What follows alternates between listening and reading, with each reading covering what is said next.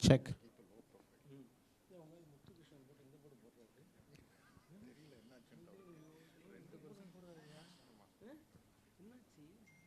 All right. Good evening, everyone, and welcome to the first meeting of IIMBAA Chennai for this term. I welcome you all here, those of you who are physically present, as well as those of you watching online. This is the first event for the year, and a brief about IIMBAA Chennai.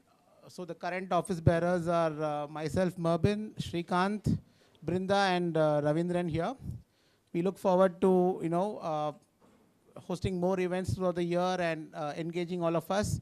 Very happy to see that we have people from 1978 batch to 2024, a 48-year period of students and alumni from IIMB. Very happy to see that.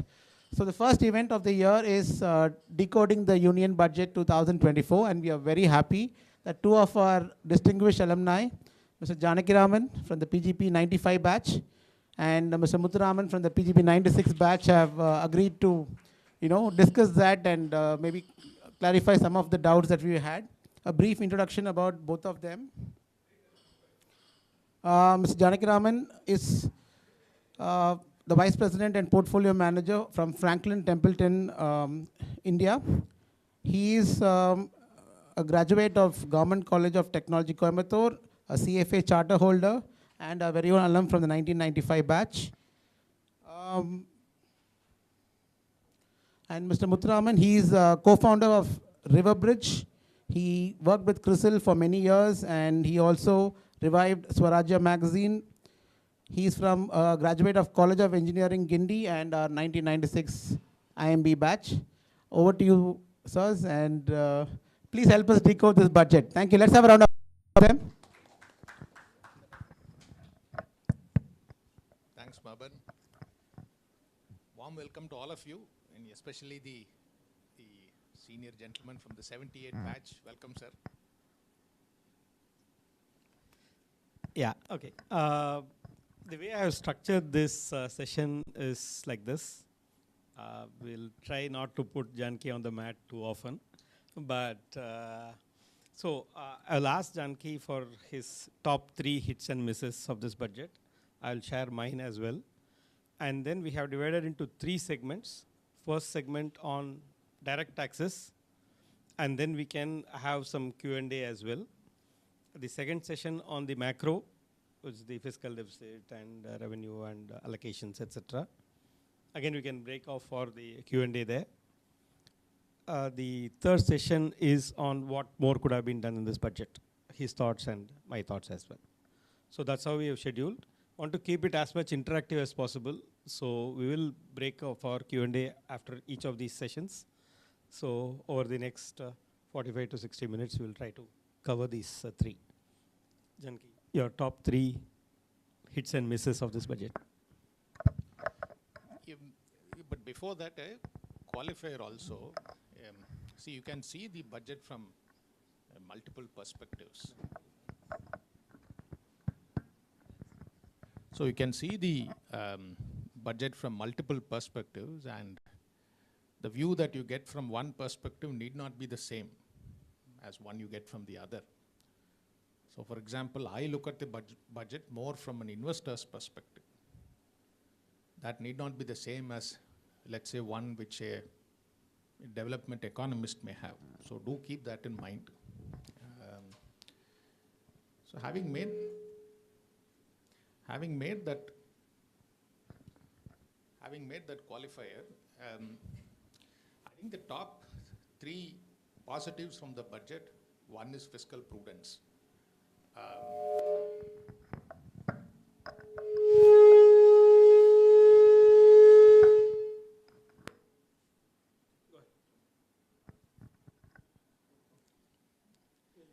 Yeah, I know that fiscal prudence is a troublesome subject, but I was not aware it is so much troublesome. So we do tend to underestimate the importance of fiscal prudence. We have a large amount of overall government debt. If you look at the budget, the statement itself, almost a third of the tax revenue goes out in interest payments. So if you allow this overall debt level to get out of control, then it's very easy for us to fall into a debt trap. So fiscal prudence is one of the key positives that I see from this budget. Second is that they've continued with a long-term plan in terms of the profile of the spending. See, it is a fact that our society has a large amount of underprivileged people also. So our budget will always have a fairly large amount of welfare spending. So there's always a toss-up between how much you spend on welfare and how much you spend in terms of growth-oriented initiative. I think that balance has been reasonably effectively done. They have kept on to that balance for the last about 4 or 5 years, giving some suitable growth push as well without taking the foot off the welfare spending. So from that perspective, that consistency in spending character, that will be the second positive. The third is, barring some minor adjustments in taxation rates, by and large, the tax regimes have been quite stable. This is a big positive. See, we interact with many large corporates, and both domestic as well as global corporates. What all of them want is stability in terms of fiscal policies, not necessarily the lowest tax rate. So when they do their project planning, this kind of stability, I think that gives them much more comfort. So that I would say is the third key positive. The not so good things, I think one is that we are in the early stages of a investment cycle recovery. In the investment cycle, you have 3 people or 3 agents: government, households, and corporates. The governments and households have been doing their bit now. I think the corporate capex cycle is the one which has not gathered reasonable steam. So there are some early signals, but it is still only signals only. So maybe the budget could have done something to nudge the corporates to commit a bit more in terms of capex. That's number one. I think number two, definitely they could have spent a bit more in terms of disinvestment initiatives. Given the way the capital markets are, government could have used this condition much more advantageously. The third is, of course, this is not a policy decision that is very pertinent to the budget itself, which is that some of the reforms are now long overdue, and at least the government could have given some roadmap about the reforms. The one that comes to my mind, the top of my mind, is labor reforms. We talk a lot about China +1, but unless we put through some reasonably effective labor reforms, we will be missing out on this opportunity. So maybe some clarity on these reforms also would have been welcome from the budget. This was also missing. So maybe from my perspective, this would be the 3 notable plus and minus. Super. Kind of matches 50% with what I had in mind. Obviously, the fiscal prudence is the topmost, as in people were expecting that because of the intense campaign, Katakat scheme and all that, people expected that there will be some doles and the election results were not so as per their government's expectation. So to overcome that, everybody expected that there will be some large dole-out schemes. They have withstood the pressure and continued on their fiscal consolidation path.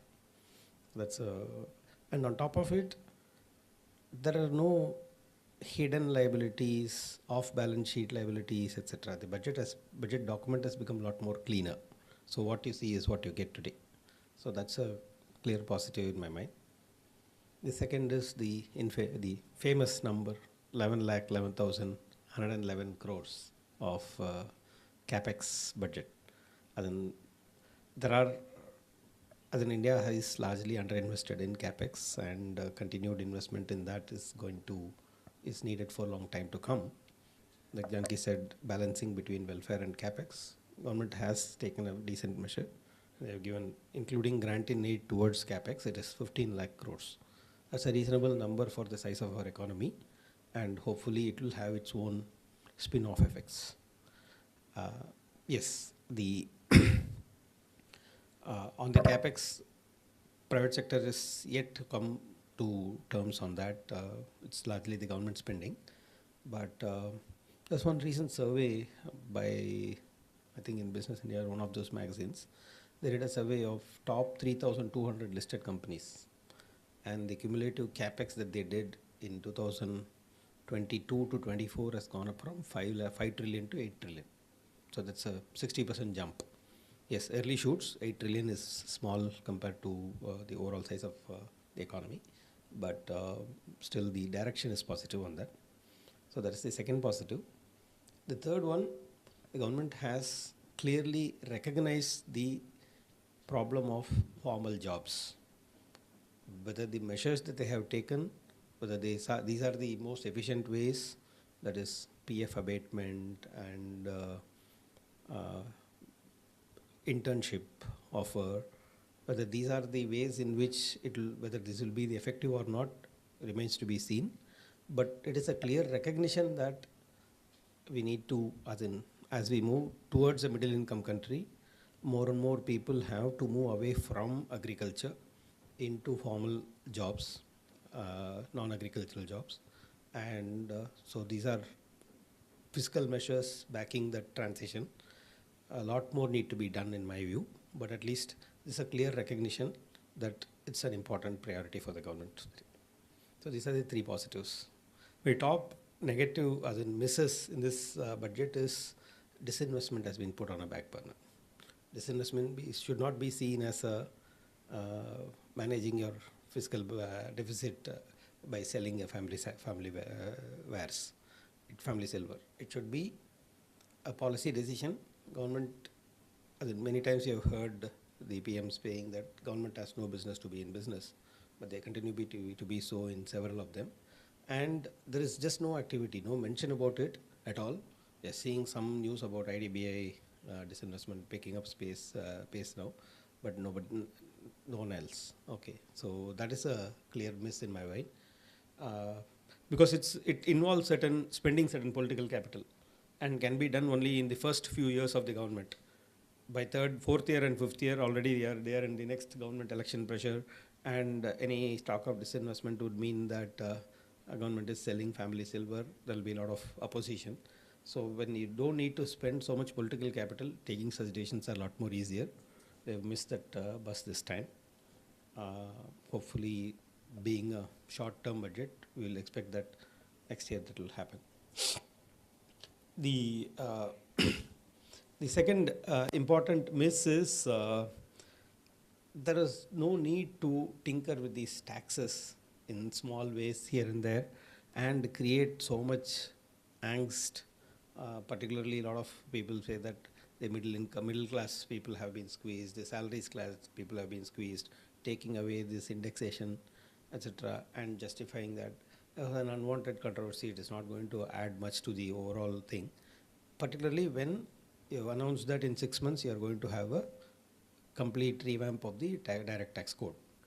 You could have done all of that under one fell swoop rather than doing this small tinkering and unnecessarily wasting public time and space in discussing inane matters. Okay. Yes, please.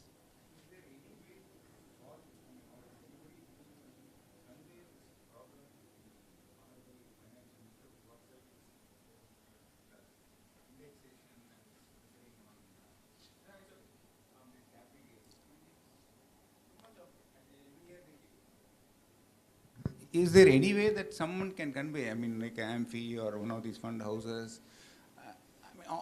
I know 90% they will not listen, but and the MPs are not bothered about talking about this. They are more interested in saying how many days, how many number of times Tamil Nadu was mentioned, and how many number of times.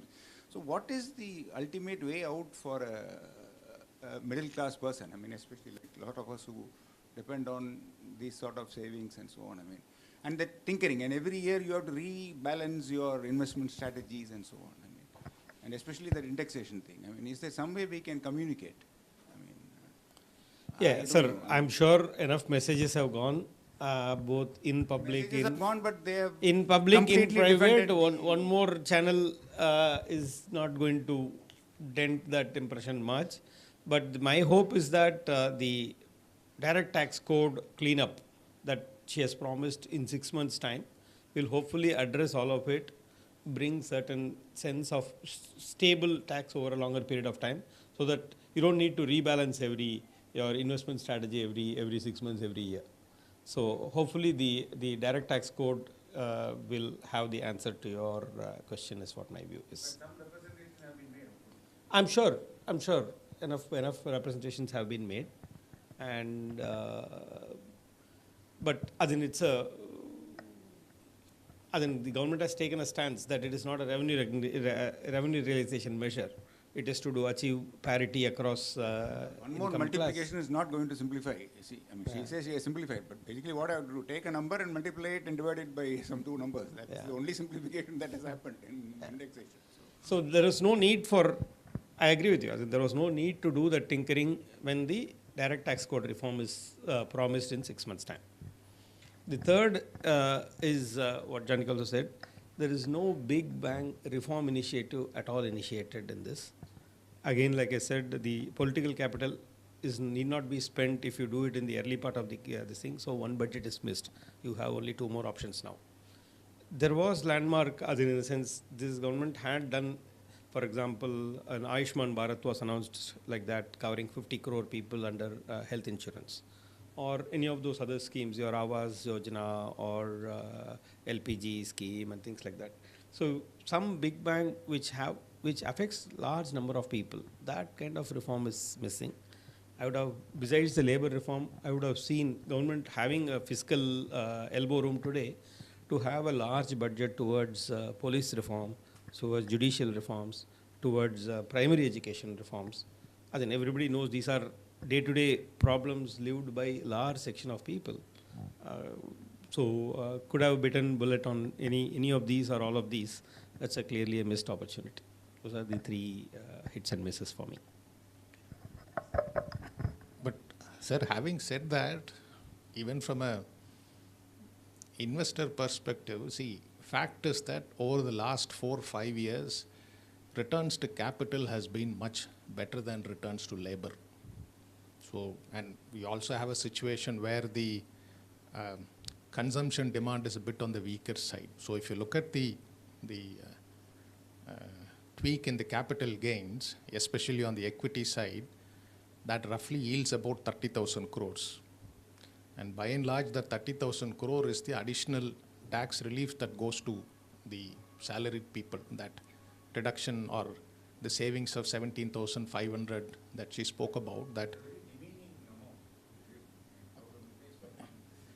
put together, that comes to about 30,000 crores, and that is the increase from the capital gain. So to some extent, you are balancing the interests of capital and labor. Yeah, so at this point of time, capital is sitting on slightly higher returns, so which means that I don't think it should mind this additional tax. I think the big issue is, you see, you earn income, you pay tax. Then you save that money and put it in the whatever equity or capital market, you again pay tax.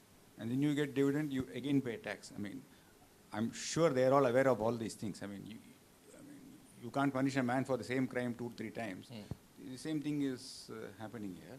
And I think India is only one of the very few countries where the corporates pay around 22 whatever percentage, and the individual pays around 30 plus surcharge.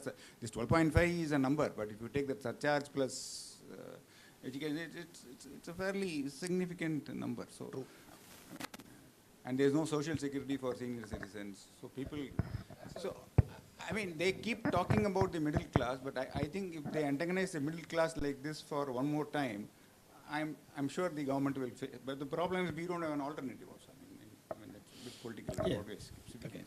So I hope we Mr. are- Modi has understood this. I mean, you know, he's antagonizing his core constituency by such so-called tinkerings or.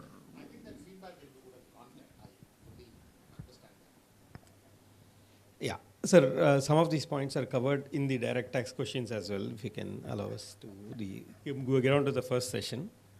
So my first point is, so today we have a threshold level of 7 lakhs uh, above which the taxation kicks in, personal income tax kicks in. What's your view on that? As in, is it too high, too low? Are you narrowing down to too few people to pay those taxes? Should it be more broad-based? What's your thoughts on that?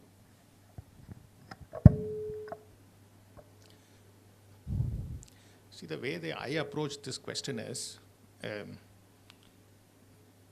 look at whether our tax to GDP ratio is either low or high when compared to other middle income countries. I think at the center level, we take about 12% of GDP, give or take. At the state level, another about 5.5% or so. So it's roughly about 17-18%, which is in line with other middle income countries. So it's not that we are overtaxed, neither are we undertaxed also. So that is one. Second is the marginal propensity to consume is much higher at a 7 lakh category than in a 40, 50 lakh category. So which means that the more tax break that you give to that entry level segment, 7 lakhs, somewhere about that tax saving gets converted into consumption with almost 100% pass through. So which is why that marginal propensity to consume is very high there. So which means that it's quite positive as far as macro growth is concerned. So from that perspective also, it makes eminent sense to have a light level of tax at the people who are in that early stages of their income. Third point is, if you look at that the 7 lakh level at which tax rate kicks in, and you go back in time, 10 years back, what was the level, and then on a real basis, has it increased? I don't think it has increased much. The 2014, that number was 2.2 lakhs. You apply a 7% of this thing, that comes to 3.9. So 4 lakhs to 7 lakhs is the increase in real terms. Okay, and what has happened is it has resulted in fewer people in the tax bracket. So a lot of people are filing returns, but actual number of people who are paying tax is getting reduced. Yes, of course they are paying indirect tax. Everybody in the country is paying indirect tax. Okay, so to that extent, yes, as in only 2% who are earning about 7 lakhs paying personal income tax. In your view, it is a fair number. What's the logic? He also asked, what is the logic behind keeping over a period of time? I thought it is an anomaly initially when I came across this, to have a personal income tax rates marginal personal income tax rate at a higher level than corporate tax rates. What is the logic behind it? Is that seen across other countries? Your thoughts on that? I don't know about other countries, but if you look at, the big break for us happened in 2019 when corporate income tax rates were cut. And the motive behind the decision from the government's perspective was that it is corporates which are the engines of private capex cycle. And the thought process was that a reduction in corporate tax rate leads to higher cash flows for companies, and hopefully this cash flows will be reinvested in new projects.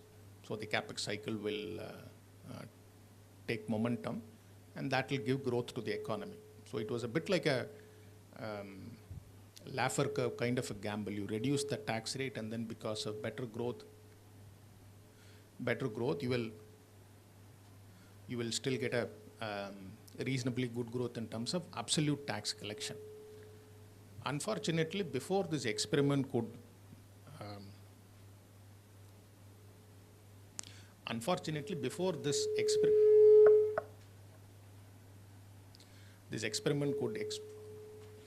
could develop. So we had this disruption in the form of COVID. So now we are at a stage where the government has done its bit in terms of capex. Right from 2017 onwards, the government has aggressively done capex. capex number as a percentage of GDP, even at the center level itself, has gone up from somewhere about 1.6 to almost 3%. This has done two things. One, during the crisis time, it has absorbed the slack in the system very effectively. It's a bit like this Keynesian spending. The second thing is it has also given time for the corporates to repair their balance sheet. Remember, 2015-16, the corporate balance sheet was in a very bad shape if you measure the aggregate debt to equity or debt to EBITDA. Now both are good.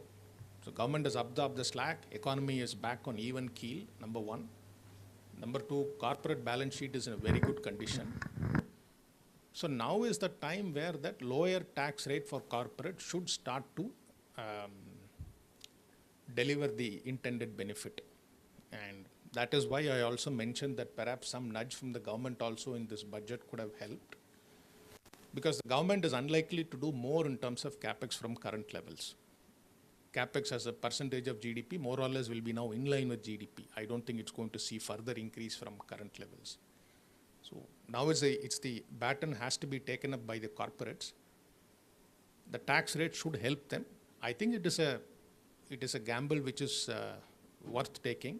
And like I said, corporates today are in a very good position to invest. And more importantly, the question is what are the avenues to invest? Every cycle, capex cycle, has its own themes. I know how many of you remember the previous capex cycle, 2004 to 11, had those big infra themes, thermal power and oil and gas. Now the themes will be more in terms of renewable energy, energy transition and all that stuff. So the themes will be different. So there is a big opportunity for corporates. So I think the lower tax rate will be, think of it as an incentive given to the corporates in order to spur capex. So if you take a medium term perspective, I think this is a risk which will pay off. But I mean, it does look unfair that individuals are taxed at highest as 39%, versus now even foreign companies are reduced to 35%. Is that, as in a sense, don't you see the anomaly between these two?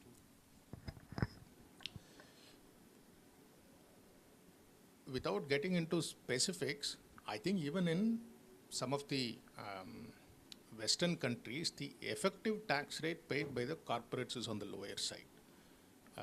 I'm not sure whether this effective tax is because of some jurisdictions or on the headline rate itself, but the personal income tax there also is a bit higher when compared to the effective tax rate paid by the corporates. In fact, this again was one of the reasons why the government cut the rate in 2019, because our corporate income tax rates were much higher when compared to other jurisdictions, and this was working as a disincentive. So I don't think we are unique in this respect. And the logic I said is more towards spurring more investments from the corporates. There has been a series of moves, and this budget has continued that, to push for the new regime of tax compared to the older regime, personal income tax, without claiming any exemptions for insurance premium and things like that. There is also the move to align tax between fixed deposit and debt mutual fund and things like that. So removing the tax from the equation of your investment decision. So that, in my mind, is the broader this thing. Don't take an insurance because it is giving you a tax break. Take insurance if you think you need a risk cover. Don't choose mutual fund over fixed deposit because mutual fund is giving you better taxation. Choose mutual fund because if you can absorb the market risk. Choose fixed deposit if you cannot absorb it. So removing the tax from the equation of your decision making as far as personal investments are concerned. Is that a good move in the longer term? Is our investment populace mature enough to understand that and take those decisions? Or you still need all these nudges in form of tax breaks to take your pension, take your insurance, take your medical insurance, things like that?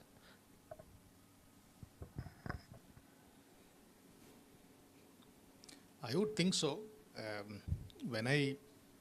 Of course, this is from my own professional experience, when I talk to our own distributors who distribute financial savings products, mutual funds to investors, I see that they are becoming much more sophisticated now. Gone are the days where they used to look at instruments only in the form of a 1-year return. Now people look at not only returns but also things like volatility. So the much more number of distributors today ask about risk-adjusted returns. So I think definitely the market is becoming more mature. One area where this maturity is visible is in the enormous strength which is there in SIP flows. That is the best way to get into equity markets. That's the best way in terms of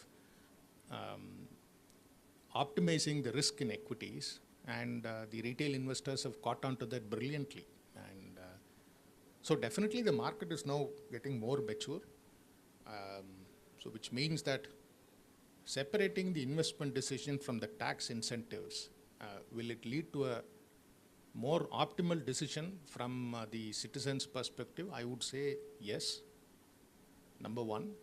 And second is, see, also remember that in the past, why these tax incentives happened is the insurance industry was also a large buyer of the government debt instruments. So the government wanted to ensure that the debt instruments were adequately purchased by somebody other than the banks, which were insurance companies. I think today that situation is much better. So which means that the government does not need to give any special incentives to sectors like insurance, just from a perspective of meeting its own debt raising requirements. Yeah, so from these perspectives, I think separating the two from a clarity perspective definitely appears sensible. Okay. The last question on taxation, which is as in the MNCs have been, the tax rates on MNCs have been reduced from 40 to 35. Is that sufficient enough incentive to attract more FDI? What do you think? It will have a positive impact on FDI at all? Actually, I don't have much clue about what is going to be the impact of this 45 to or 40 to 35, but the more relevant point here is, for the last about 2 years or even 3 years, capital markets has been extremely confident, almost exuberant about this China plus one opportunity. A lot of sectors, chemicals, automobiles, electronic manufacturing services, have been re-rated because of this potential. But on the other side, the sobering data point is that the FDI numbers have not really gone up in the last 2-3 years. So the enthusiasm which is being borne by the domestic equity investors seems to be missing in terms of missing amongst the overseas corporates or overseas investors. So this is a slightly tricky vulnerability. We definitely need more FDI, and it is in this context that I was mentioning that perhaps we could have done a bit more in terms of labor reforms. All this China plus one opportunities, many of them come from labor-oriented industries, which means that in order to harness those opportunities, that potential well, you need to figure out what are the gaps that we need to fill. And one is clearly in terms of labor reforms. We have been talking about the fact that India can be the apparel supplier to the world. 2010, India and Bangladesh both were at $10 billion in terms of textile exports. Now we are at 15 or 16 billion and Bangladesh is at 50. And a lot of it is because of still some existing rigidity in our labor laws. So we need to address that first.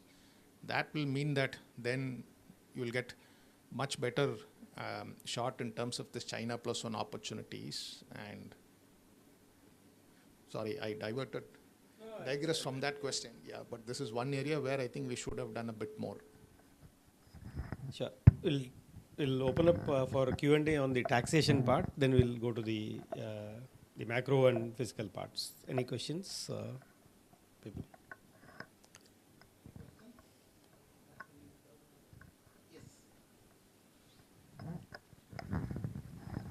Mr. Janakiraman, you must be reacting with a lot of these foreign investors who are one of the major players in the Indian capital market, because their money makes a big difference in the prices of the. So how have they reacted to this 10 to 12.5% increase? And how is the real estate sector reacted to this indexation issue? I mean, do they think that it will be easier to sell houses, or it will be difficult to sell, or there will be more black money or less black money? What is, I mean, in these two areas, what has been your take, I mean, feedback? Sir, on the real estate side, we did talk to some consultants to figure out what is the sector, what is that industry's view about this. I think the more important thing is there should be returns to be made. Once there are returns, then I don't think people grudge between that 20% with indexation or 12.5% without indexation. Remember from 2000, in the down cycle I'm saying, 2014 to 2020, that sector did not give much opportunity for capital gains. And now that the cycle has recovered, so in a positive cycle where there is reasonably attractive underlying returns, the feedback I've got is so far not too upset about this increase in or change in taxation. Remember this also, if you if you take a 5-year perspective, on the one side you have 20% with indexation, on the other side 12.5% without. The break-even return rate seems to be about 12%. Anything less than 12%, then you would have saved in the earlier, older method. Anything more than 12%, you actually gain by the new method. Still, the differences are not dramatic. So I don't see too much disappointment coming from the real estate industry. I think from about 21, the real estate cycle has been quite good. And here, when I talk about cycle, I'm more talking about the volume of demand, not about the price of the asset class. Is there a risk that that growth momentum will be dented by this change in the tax capital gain structure? So far, it appears no. Because at this stage, the mix of the demand is more from end users, still not much from the investors. And end users are not really bothered too much about the changes in the capital gains taxes. At least that is my perspective from the real estate side. On the overseas investor side, I don't know, sir. I don't think they are very, very particular about what is the domestic capital gains rate. So if you ask me at this point of time, will this be an meaningful input variable in their prospective decision-making process? I don't think so. Yes. Yes. Yeah. Any other questions? I want to keep it as much interactive as possible. About Indian tax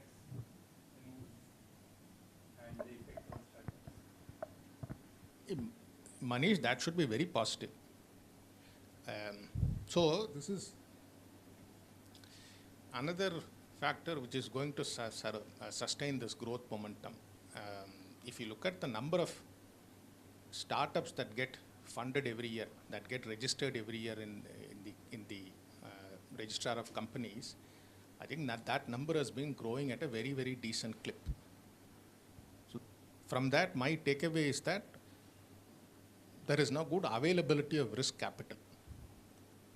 And I think that availability will be further enhanced by this. globally, all the large venture capital funds, the PE firms, all of them, they want to increase their exposure here. It's a reflection of the fact that this is where the growth is, so you also have profitable opportunities here. And second is, as more and more such capital comes, the number of new initiatives that get funded also increases, and that happens. I think that makes the overall growth itself more robust and sustainable. So clearly that will help. But if you ask me for any specifics about to what extent it will lead to availability of better capital in terms of crores of rupees on an annual basis. Yeah. It's a very positive move here and been a long-term demand. I don't know why they even introduced it. It is one of the senseless decisions, I would say, to introduce it and continue to justify and keep tinkering it for how many years now, 10, 12 years. Would have killed probably hundreds of startups, which otherwise some of them would have bloomed as well. So anyway, better late than never.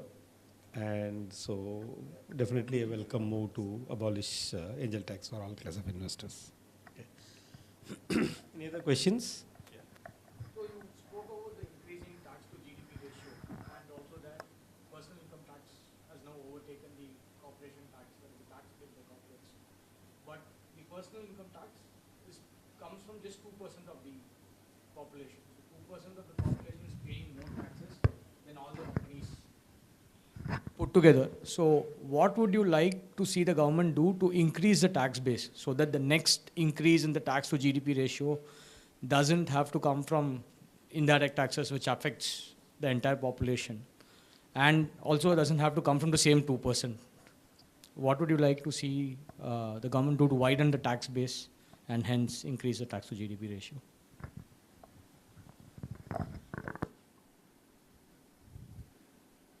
I think the big answer is in growth. So it's only growth that generates more and more jobs, and obviously then in that case then you'll also have more amount of higher paying jobs that get generated, which will fall in the tax paying bracket. Whenever we had sustained strong growth rates, again you go back to 2004 to 10, those were the periods where you saw much higher increase in the taxpayer base. So one way of doing that is ensure that you sustain the growth. And this is actually a vulnerability. If you look at any of the industries, there is this power law that holds true here. That is, a small proportion of the population accounts for a fairly large amount of consumption. Classic example, of course, Zomato also gives a small proportion of their user base accounts for a disproportionate amount of the overall order volume. It's true for the country as well in terms of consumption. Definitely this needs to be broad-based, and there is no overnight or quick fix way to do that. The only way is that ensure that there is good stable growth for quite some time and hope that more higher paying jobs are generated. Sorry? Yes. Sir, the constitutional position is that agricultural income is taxable only by the states. Central cannot tax it. So, no, then you have to amend the constitution, then you need to get the consensus of all the states to amend it. I would rather that the states start taxing it. Yeah, so you should direct your question to the states and ask them to tax it. One question, sir. If agricultural income were to be taxed, how much more tax revenue are we looking at? Do we have any kind of ballpark numbers? If it were to be, if agricultural income were to be taxed, how much more tax revenue can the country expect? I don't know if we know the figures, but I don't know the figures. I don't expect it to be much. I'll put some statistics here. So India's labor force is 55 crores, 55 to 60 crores, depending on different estimates. 25 crores out of them are either land owning farmers or agricultural labor. I mean primary, that could be agriculture, fishery, animal husbandry all put together. That is 25 crores. That is 25 on 55 is what? Almost 45% of the workforce earning 13% of the GDP. So obviously the per capita income is pathetically low. You don't need 25 crore people to produce food for 140 crore people. That number should be half or less than half. So as the country moves, more and more people will move out of this thing. So today the per capita income in agriculture is really, really low. So obviously, yes, there will be few extremes where people are showing agricultural income and some numbers are this thing. But barring that few, as in this, it will not be even 2%, it will be that 0.2% of that total farmers who may be having that kind of income. Per se, the average per capita income of the farmers is half or one-third of the country average, national average. So to that extent, I don't think there is a significant potential for tax revenue to be made. But if at all to be made above a certain threshold, that should be done by the states is what my sense is. Yes, sir.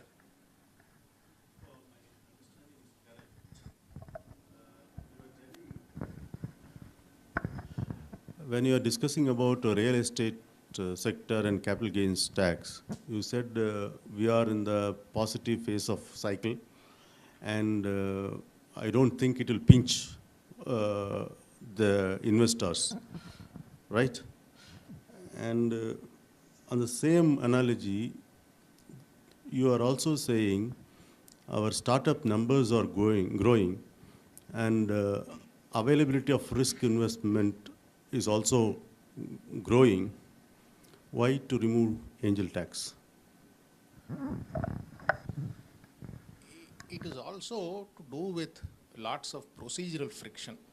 So this angel tax, see the kind of instruments which are used in startup fundings, many of them they are quite innovative, and the full understanding of those instruments is not available. It's not there with the tax department also, so it leads to a lot of disputes about interpretation. So it leads to litigation. So that is the one that that saps the confidence of those angel investors. So which is why, see, if you look at the amount of effort that was put in terms of collecting that tax and the actual amount of tax collected, the reward was definitely not worth the effort. So which is why that removal is a bit of a relief. It's the same in agriculture also. That effort to reward will be very, very poor. No, there's a fundamental, there is no conceptual basis to charge angel tax. If this is actually government, because it cannot investigate somebody if they are using a fraudulent method to route illicit money in the form of valuation, that is an individual case specific. Government should has all the mechanisms to investigate. So why presume that anything above what government thinks as a fair valuation is income in the hands of the company and tax it? That's it. Atrociously, this thing as in preposterous. I agree. These two explanations, I totally agree. That analogy only I was saying that the first explanation, it is contradicting the earlier statement on capital gains on this thing, real estate.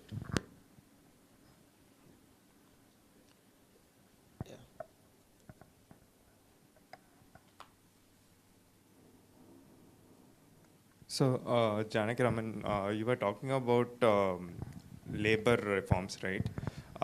Lately, we have been seeing a lot of layoffs, but at the same time, we also see a lot of startup growth.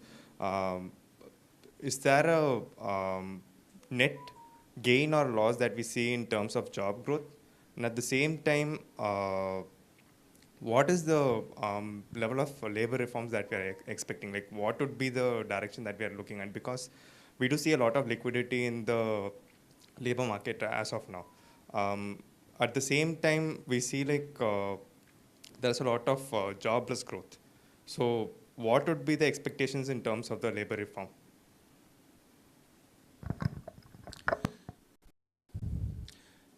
what you mentioned about layoffs, I think that is more relevant, especially in the last 2 years in the IT industry.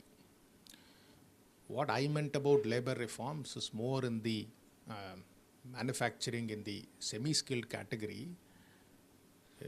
The example that I made, the missed opportunity in apparels, I had a recent opportunity to interact with a company which has got manufacturing operations both in India as well as in Bangladesh. The Indian labor law does not allow the company to offer a 2-hour overtime to an employee on a daily basis. I think there is some restriction in terms of amount of overtime that you can do offer on a 90-day basis. So even if the company is willing to pay the employee double that rate for that 2-hour extra overtime, so which suits both the worker as well as the company. So this is one of the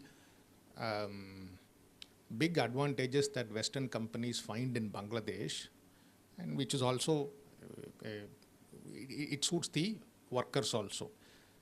This may appear to be a very, very small thing, but unfortunately this is one thing which is holding up the competitive position of India in this category. Ability of, or rather the ability of companies to employ female workforce for the second shift, that is also not there. All this means that in many labor intensive areas, you create the asset and the asset will be only sweated for one shift only. Whereas like it can be, if it is sweated for one more shift, and where I think the companies also take the responsibility in terms of transport logistics, then I think the overall business, the competitive edge becomes much better. So these are some areas where I think labor reform needs to be done. On your other question about has there been job growth in the last 2-3 years, or has it been a bit of a jobless growth? It's too early to say. At least the EPFO numbers on the one side indicates that clearly there is some job growth. But you also see anecdotal observations from tech industry, for example, where there is some layoff. But for the tech industry also now you see a large growth in the GCC side. And post 2020, India's share of global services exports has really shot up, all due to this GCC. So to some extent, I think labor is being absorbed elsewhere. Specifically, I think it is the slackness, weakness in the IT sector that has led to this kind of impression. But that I agree, it's still a bit weak only. So just a follow-up on the manufacturing, right? Already we have a very low margin when it comes to manufacturing sector. The bottom line is like very less, right, when it comes to India or Bangladesh. So when we are going to bring in logistics like you mentioned, will that be a net-on-net disincentive for the companies to bring in pro-labor incentives like this?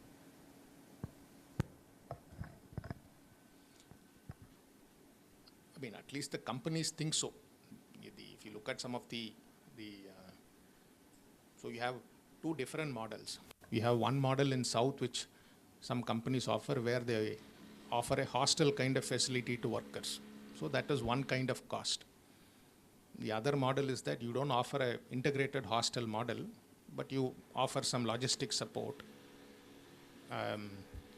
But in the second model, the cost will be a bit lower, but then you'll also have higher employee churn. And then you'll have a higher cost in the form of training cost. So you have to take a call between the two. So definitely there is enough margin for companies to absorb this higher labor cost. That is, that I see.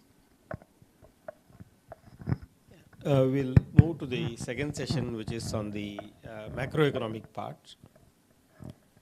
So everyone uniformly celebrated that fiscal deficit target at 4.9%, and most of them felt that it's an achievable target.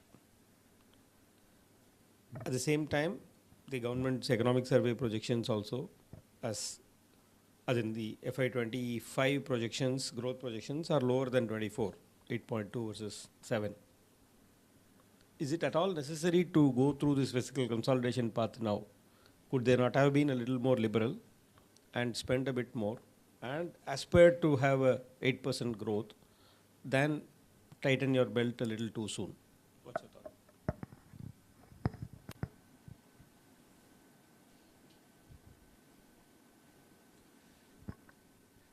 See, I think still we are not out of the woods from the COVID impact.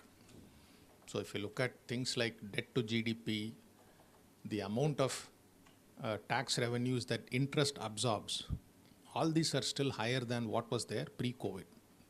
Obviously, numbers are better when compared to fiscal 21 or 22, but we are yet to go back to pre-COVID levels. So any opportunity that you get in order to normalize the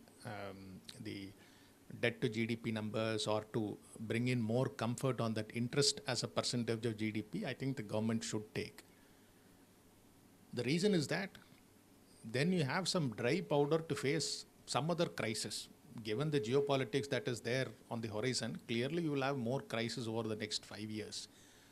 And God forbid if a crisis happens at a time where our macro numbers are also not very good, then the damage can be much more permanent. We escaped COVID without too much damage. We want to have that kind of flexibility when the next crisis also happens. So from that perspective, retaining fiscal prudence and perhaps sacrificing some bit of growth opportunity, if you ask me, it's not a bad trade-off. The second part is, at this point of time, additional growth impulse, I don't think we've created enough supply for that. So additional growth impulse also could have led to a bit more demand-induced inflation. That also needs to be kept in mind. And the third is, see this, there is a big confusion. I don't understand this fully. Last year, while 8% was the reported growth, that is the GDP growth. And the GVA number was significantly below that number. And many of the economists are saying that the more appropriate number to look at is GVA. There is some intricacy with which I'm not fully familiar, but on a GVA basis, fiscal 25 will not be significantly lower compared to fiscal 24. So yeah, from these 2-3 angles, I think this giving up a bit of growth opportunity in order to maintain fiscal prudence, I think is quite worthwhile. That's my perspective. So you are on that camp of fiscal prudence at the cost of minor reduction in growth. Okay. I would have voted the other way.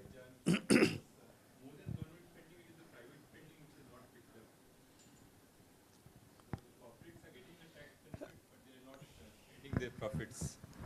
That's as in I just I don't know if you are there by that time. As in it is. It was there at the top. So one hope this year is, Manish, that the PLI schemes, if you look at the total capex commitment, that's about 5 lakh crore or thereabouts. Out of that, only about 15% has been spent up to fiscal 24. So large part of that capex will hit the road in fiscal 25 and 26. So that again should give some kind of spur to corporate capex. But that is a vulnerability for this year. In current year, if corporate capex does not show signs of life, and where government is also not giving further acceleration to infra capex, then we may see some loss of growth impulse. But I think corporate capex will come up this year. Like I said, there is big amount of even committed capex that is yet to be done. And when I look at capacity utilizations of those key, the old age industries, the big capex guzzlers, steel, power, oil and gas, all these sectors are running at fairly tight capacity utilization. And balance sheet is good with these companies. So not only from the PLI, even from some of the infra industries, which we thought will not contribute much to capex this cycle, I think that also will be a bit of a surprise addition. So this 25 and 26, definitely I do see a pickup in corporate capex.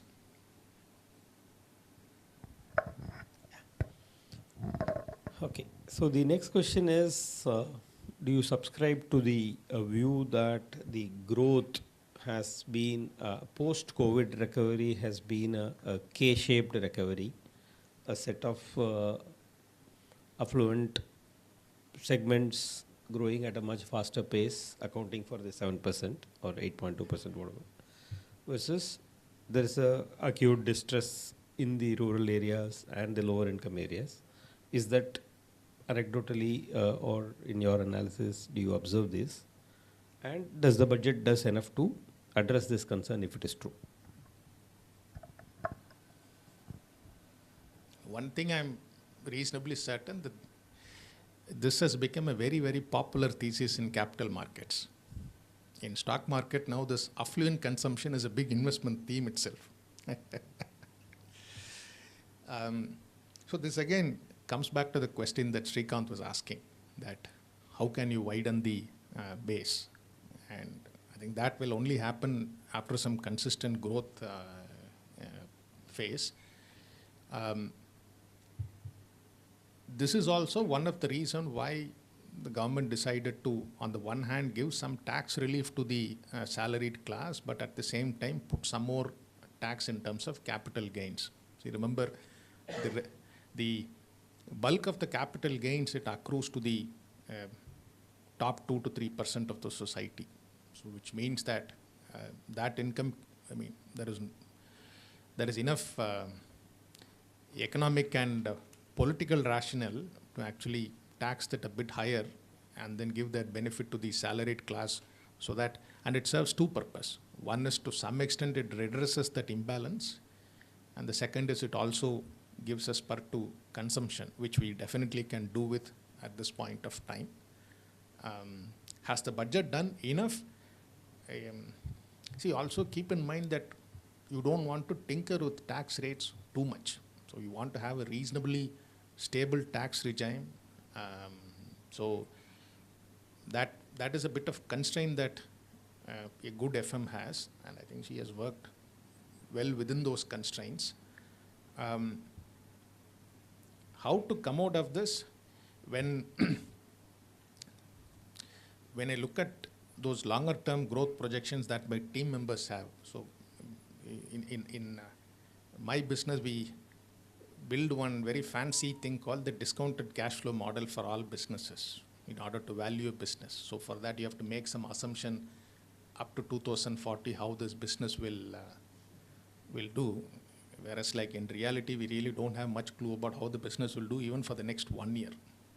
So all these assumptions do factor in the potential that the bottom half of the pyramid, all of them, they will see enough income growth so that automobile penetration will go up meaningfully, two-wheeler penetration, durables, all that stuff. So for that to happen, we need to ensure that the mass level real income growth is reasonably good, not just nominal income growth. And the only way to do that is to have a consistently good overall macro growth. It's the boring answer, but I think that is the most effective solution for this. And it will take some time. Again, it's not an overnight quick fix solution. Thank you. The one point both of us initially talked about is that 11 trillion investment in capex, 15 trillion if you add the grant and aid in the form of capex to the states. Is there a demand for such large capex investment? Are we building roads to nowhere? And is the sense, would this money have been better spent in giving out some doles to boost consumption? That's a trade-off the government had stuck. What's your thoughts on that? I think here the answer is very, very clear-cut. Our infrastructure is at a stage where today the marginal utility of additional rupees spent on infra is very high. At such forums, generally I share some anecdotes, conversations that I have with some of my portfolio companies. I remember, this is about pre-COVID. The gentleman, he was an exporter from NCR, so he used to say that the cost of shipping a container for him from NCR to JNPT was more than the cost of shipping that container from JNPT to Rotterdam. So that gives you an idea about the logistics inefficiencies in the country. And all this will go off only when you have more investments in infrastructure. Obviously, once you spent adequate amount in infrastructure, we will reach a point where then the marginal productivity will become, utility will become dubious, will become a bit questionable. We are far away from that. I mean, for example, China has built a high-speed railway line from Beijing to whatever is the capital of Tibet, Lhasa. I mean, I'm sure the ROI on that investment is going to be extremely low, but it was from a different perspective. So we are far away from that. Our today, maybe for the next about 10 years or so, I think our infrastructure will continue to have a good ROI. One nice way of looking at this is, I'm not sure how many of you remember this metric from our economics classes. There is something called the incremental capital output ratio. And so we invest about 30 to 32% of our GDP in creating physical assets, and that produces a growth of 7% or so. So the ICAR is about 4. Whereas if you look at some of the other, even countries like China, now they need to put in much higher levels of investment to produce growth. So meaning that the marginal utility of those investments has really gone down. So our position is much better, and maybe this utility will, I think it at least remain for the next about decade or so. No questions at all. Super. Clear-cut answer. As in, there is a lot of YouTube opinions and even mainstream opinions that we've built enough roads, we've built Gram Sadak and quadrilateral to highways and all of that.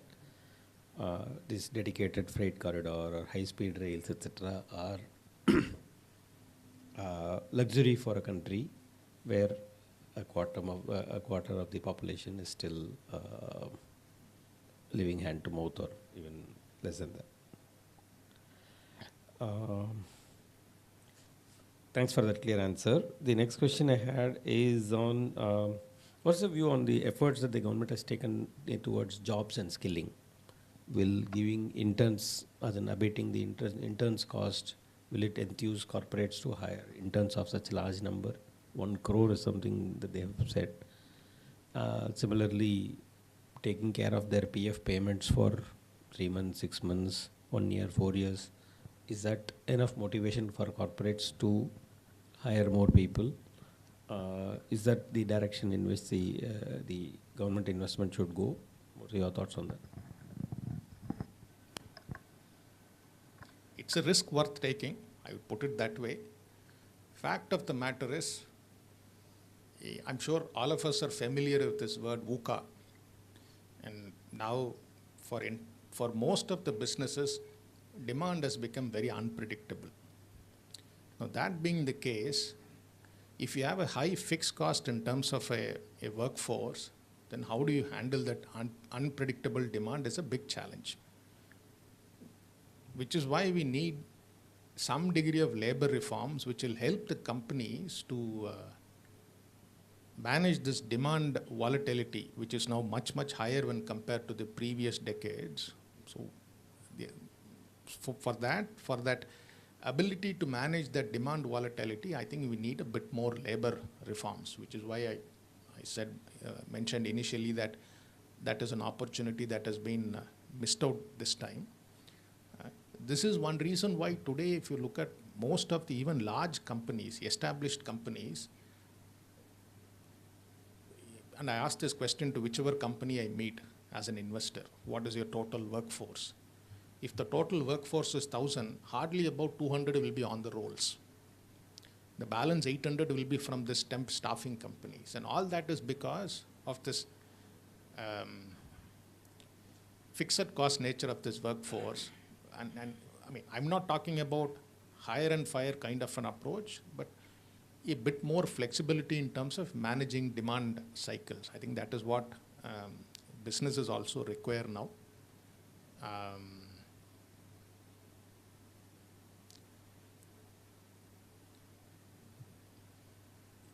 In that context, I mean, this is a risk worth taking, whatever they've done.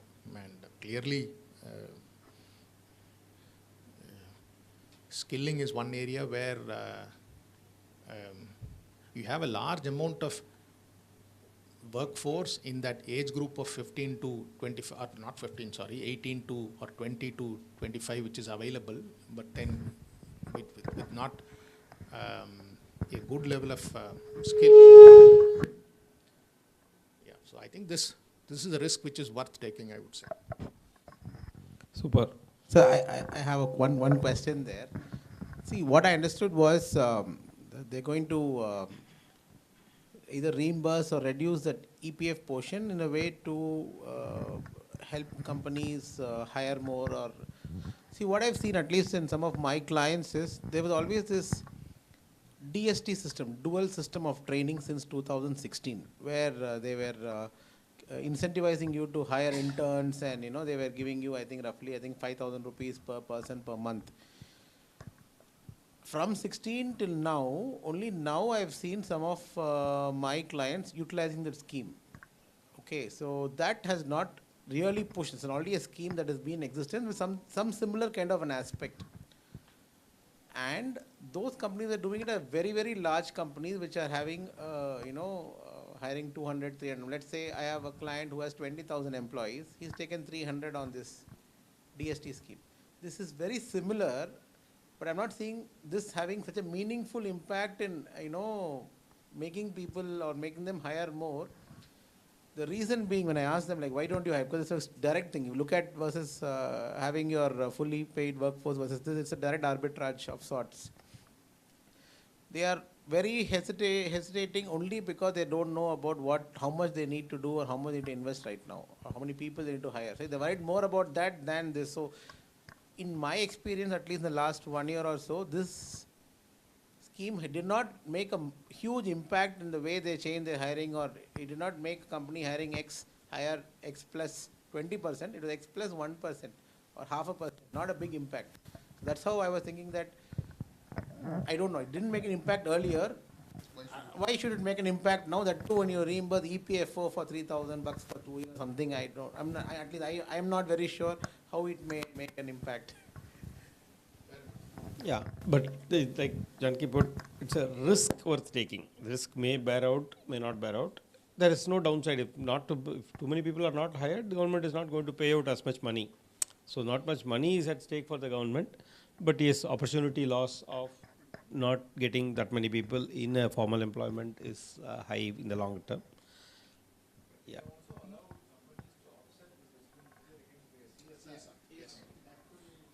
Possibly, yeah.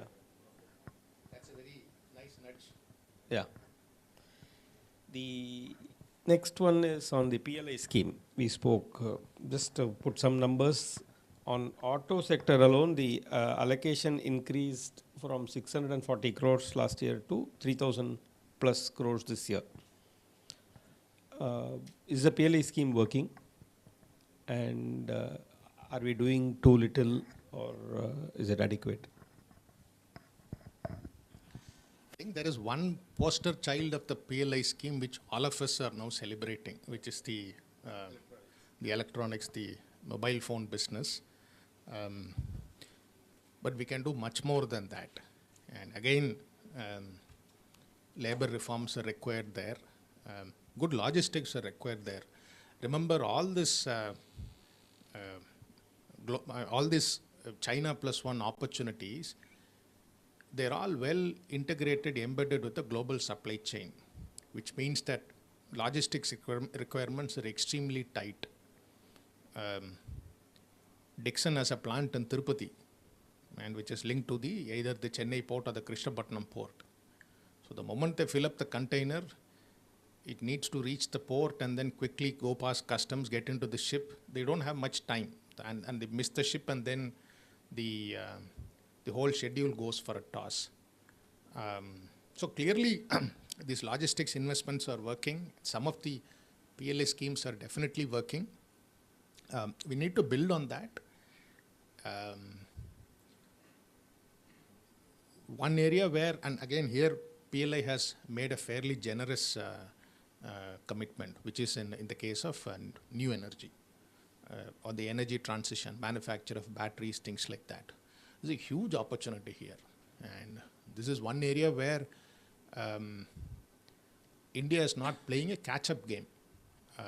This is a transition which is happening in other than China. Everyone else is on the same boat. If you can do a bit better than other countries, we really stand a good chance of becoming the second or the third alternative to China here. Even last year, for example, US put a ban in terms of import of solar cells from China. And the Indian companies which are manufacturing solar cells, they had it was a windfall gain for them. It gives an idea about what is the potential benefit that we can have if we emerge as an alternate to China and some of these new areas. So yes, and can the scope of PLI be expanded? I mean, obviously it can, but then you also have budget constraints. So we need to figure out how to get the maximum bang for the buck. So that is the challenge that typically the government has.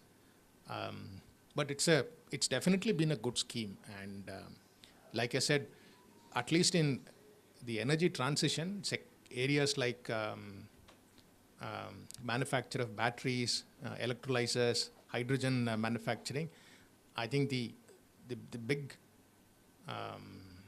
capex and growth is only going to happen over the next 2 years. So what you have seen in mobiles, you may see in some of these new energy areas also in the next 2 years. Fantastic. The last question on macro I have is your view on interest rates. How is it likely to be over the next 1 year, 2 year, 3 year? Sorry, I don't have a view. It's in my business, I'm a equity investor, so I have a fixed income colleague who spends much more time in terms of rate expectations. This is a very, very large topic, but for me, it's not worth spending so much time on this, because most of my decisions, interest rate does not play such a big role in terms of evaluating companies. So which is why in a lighter vein, I said to Muthu that I don't have a view here. But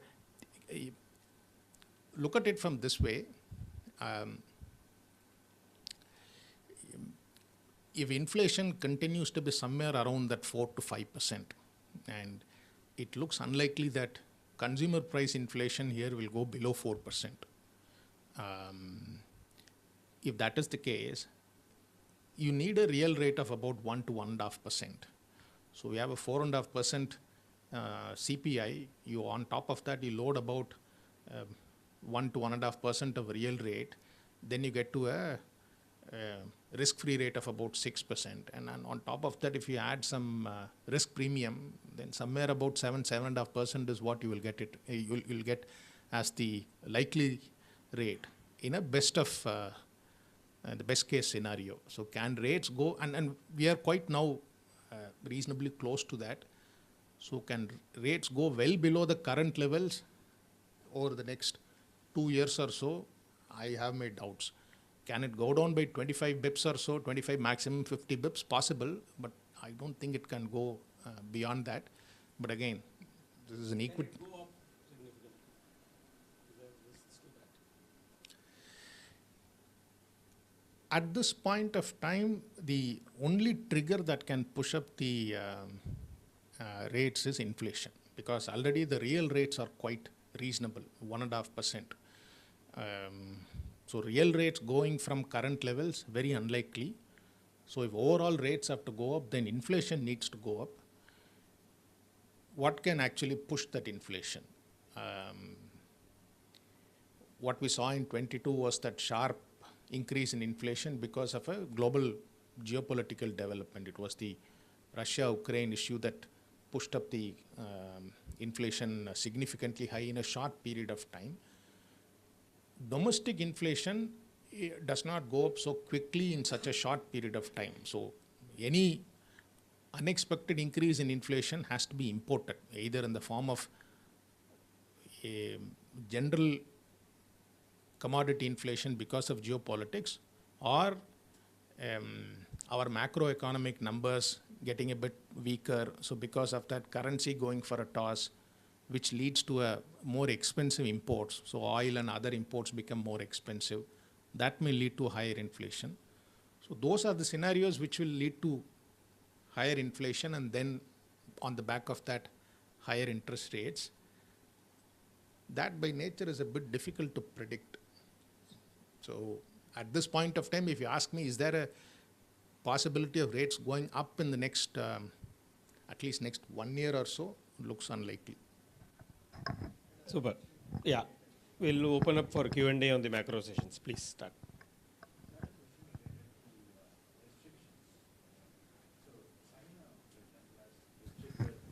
Facebook, Google, and Amazon, right? And they have their own versions of, all this Tencent, Alibaba, and all that.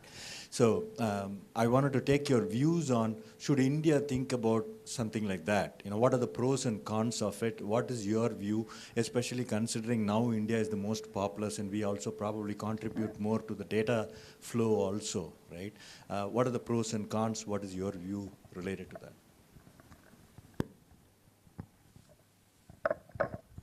I think this is out of the question paper.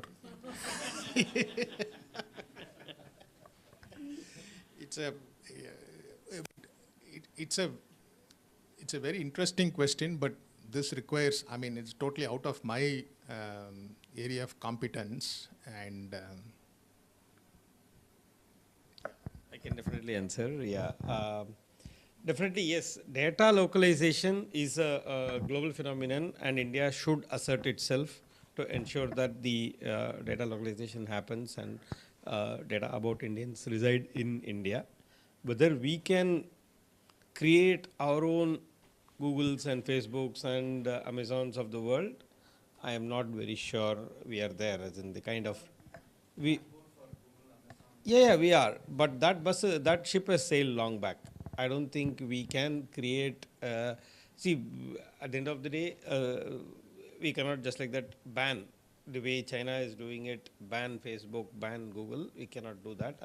As a democracy, we do have our own path to growth trajectory, and it is part of that. And we are a lot more integrated globally, and so that option is not there. Yes, can you find some unicorns in specific social media or other forms of large user base apps, etc.? Yes, we can definitely. But to replace these giants at either the data storage level like Amazon, etc., at cloud levels, or at social media level at the scale of Insta and Facebook and Twitter, etc., I think that ship has sailed long back. I don't think we can do anything today. I also actually have a view that these restrictions are counterproductive. So if you look at the banning of Twitter or of which was the TikTok side of things, it didn't really, the hike came up and failed. Coup was also failed. Pardon me. Then the other restrictions which you're talking about is actually related to the other restrictions which are which the government is trying is related to the PLIs side of things concerned. So instead of using, let's say, better quality solar cells or very good APIs, you are trying to push the to the domestic manufacturers who are not yet reached that level of quality or competence. So your end product definitely suffers. So at least my view is that these restrictions might be good in the medium term, but not in the short term. Okay. Yeah, any other questions on the macro parts? See, I mean, there's one sensitive issue which is one of the reasons for most of our problems, overcrowding, unemployment, etc., is population growth, or the growth rate being higher. And I've been seeing that in the last few years, nobody is even talking about it. I mean, no political party or no budget or anything. I mean, any idea? I mean, is it deliberate or is it too sensitive to talk about, or is it a wrong assumption I'm making? I have no idea. But I think that is one of the areas which we should focus on, trying to control, to address all the issues of infrastructure, overcrowding, unemployment, and so on. So the facts are like this, sir. If you look at South, for example, the population growth is already now below the replacement rate. The linkage is generally as the society becomes more literate and a bit more affluent, then population growth tends to go down. Now today, bulk of the population growth is only happening in the northern states. As they also become more literate and more richer, I think population growth will go down there also. I think even I don't have exact numbers, but even at a national level, we are not very far away from the replacement growth rate. The thing is, we talk a lot about this demographic dividend, demographic advantage, how our median age is significantly below China. To think of it, China was in our position only about 20 years ago. And within 20 years, the society's median age has rapidly gone up because their fertility rate, or rather the growth rate is also a bit... One-child policy has ensured that growth rate is also a bit on the lower side. In our case also, we will lose our demographic advantage. Some of the economists' estimates are somewhere in that mid-40s, which will start putting brakes in terms of our ability to grow. So effectively, we have about 20-year window where we have the advantage of this demographics also. And this is a time where we need to ensure that you reap that potential by growing consistently at that 6 to 7% rate, take the per capita level from wherever we are, 2,500 or 3,000, up to a much more respectable number, which is where again that fiscal prudence also comes to the picture. You don't need to take too much risk, but ensure that you don't screw up the potential as well, the opportunity. But on population, I think the big risk is now behind us. Like I said, at least in the more literate, developed states, rates have significantly come down. And at a national level also, I think rates are now not... I think now the risk is really with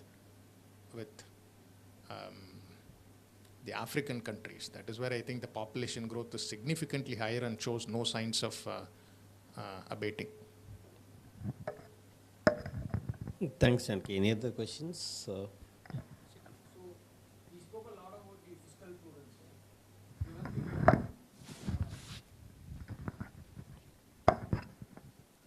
Talking about fiscal prudence and the deficit which has been budgeted and the roadmap shown for reducing the deficits over the next 2 to 3 years, do you think the country is in for a re-rating of the sovereign credit rating, or do you think that still work needs to be done before the rating agencies can give us a higher rating? He's the best person to answer. Yeah. See, anyway, personal view, we have been underrated for a long period of time. Just as in the sense, comparable countries as in India has, among the very few countries worldwide, has a track record of zero default forever. Okay. So not too many countries. There are 50, 75 countries in the world out of 175 have defaulted at some point of time. Many have defaulted twice, thrice as well. So our rating is definitely lower than what it deserves, is my personal view. And leaving that aside, I think we should be seeing an upgrade in the next 12 to 24 months across all the rating agencies. I feel so. See, and the fact that in one of the global bond indices, now we have been included, I would say that these are some of the precursors, and the rating agencies also will now acknowledge the fact that if a country is good enough to get included in that bond index, I think then also it perhaps deserves a better rating as well. But again, do keep in mind that the moment you allow these global investors, they expect much more consistency in terms of fiscal prudence. So during, most of them are fair weather friends. So in crisis time, they will try to take money out of the country, which will in fact exacerbate the crisis. You need to be aware of that also.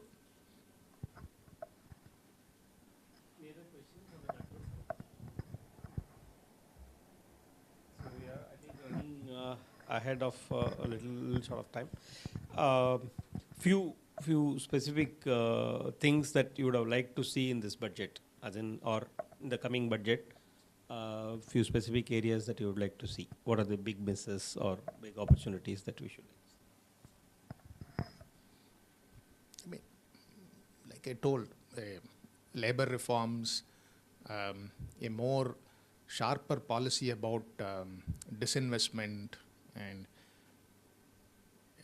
in my experience, I've seen that government tries to sell a company only when the company has been only when the business has been fully run down.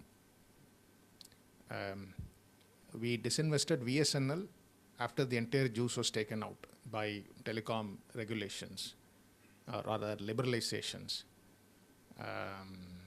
So it's been it's not been a good asset manager so far. I would prefer government to be a much better asset manager in the future, and I think that is one area where they can have a clear-cut policy. They can do much better. It can raise capital which can be redeployed in growth initiatives, investments in R&D, investments in healthcare, education, things like that. That's number one. Second is, like I said, clearly we need to do much more in labor reforms. We are simply doing it way too slow. I've been hearing about this labor reforms and reforms to the labor code right from 2014. And even now, nothing much has been done. So these are some areas where future budgets can address that. The third area, which I think the current budget spoke about, is in terms of digitizing land records. This is one area where the supply has been constrained because of poor quality land records. I think if you're able to improve that, and this is a high cost source. In India, typically land costs a bit high when compared to other economies. And one of the reasons is that availability of good quality land resource is a bit at a lower level due to poor land records. If that improves, I think that can definitely bring down the cost of land for any projects, whether even for a house or for a factory. And that is one area which perhaps deserves a bit more capital and attention in the next 2-3 years.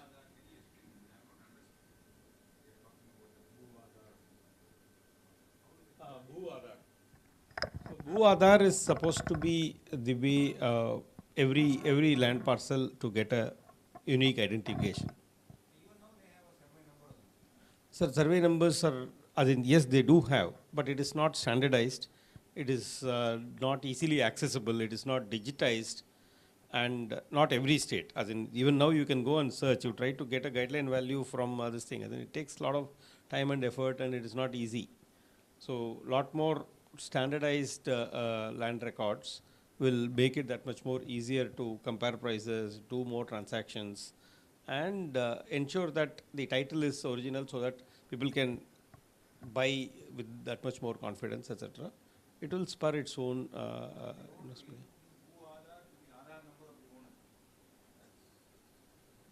May or, I mean, that may or may not happen, but still at least digitizing the land records is an important initiative I think can have.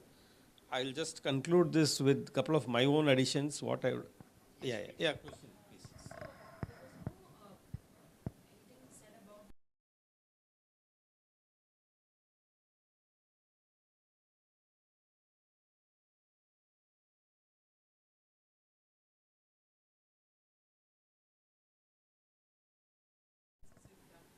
So will that help similar to how digitization of land records could help others? Definitely it will help. And see, census also is an opportunity to gain more information about the society. They get additional information about their possessions, their education levels, things like that. So just beyond the number itself, the additional information that is collected in a census exercise, I think that clearly can enhance the quality of policy making. Yeah, there are some reasons why the census has been postponed. Will the next census be useful? 100% yes.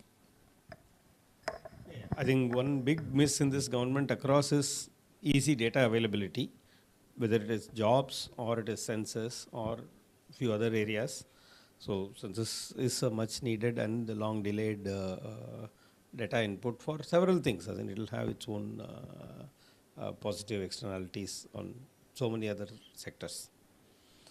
So I was just concluding with my own few additions which I would have liked to see in this budget, or at least see more so in the future budgets. One is a much higher allocation for defense, a much higher allocation for R&D, and a much higher allocation for primary education. Okay, yes, primary education is state subject, that's the standard answer, but I'm sure the government can do a lot more to on the nudge front, or even give it to the states, but with a specific string attached towards spending it only towards primary education reforms. I think these three are will have much more long-term structural impact on the economy, and hence those are my suggestions. So with that, I would like to conclude this part of the session. Marvin, take over, please. Thank you so much, gentlemen. I hope this was quite an interesting session. I could see a lot of people with all the intent faces, and hope you were able to ask your questions as well. I now invite Shrikant, Deputy Director, IIMBAA Chennai, to give a quick wrap-up of the session and vote of thanks, and followed by which we will have a group photo session here, and then we break up for tea and snacks, yeah? All right, Shrik. Yeah, thanks Maban, thanks Janaki, and thanks Muthu. I think the first phone call we made to them, they readily accepted, and thank you. Both of them must be very busy, and it's a budget week, and Janaki is just back from the successful NFO of a new fund from Franklin Templeton. So thanks for taking time, and thanks to all the participants. This is the first event, in-person event, apart from Manusmuran, that we have conducting after a long time. And that's the plan, as Moban mentioned initially, to have more and more events and more alumni engagement. And I think it's been a very good session. Almost everyone participated. And as a token of thanks to Mr. Janaki and Mr. Muthu, we would like to present them mementos. I'll request Venkata Subramaniam sir, our oldest alumni and very enthusiastic alumni, to please come to present them the mementos.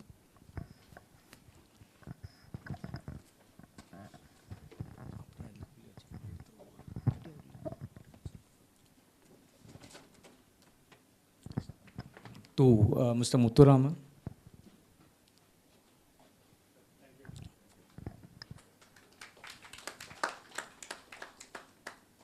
And to Mr. Janaki.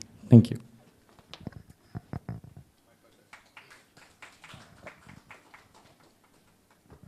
I request everyone to step forward for the group photo.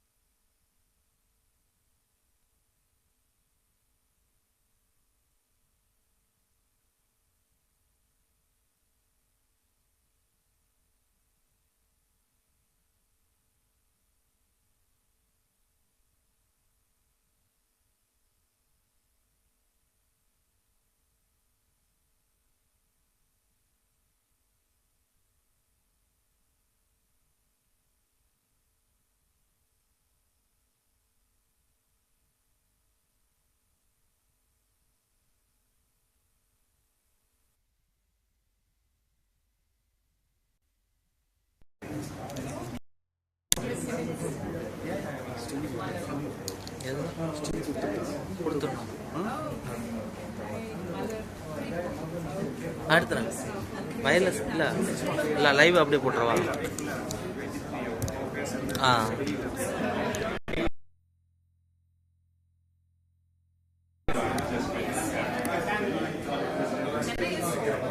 Exciting for my name only.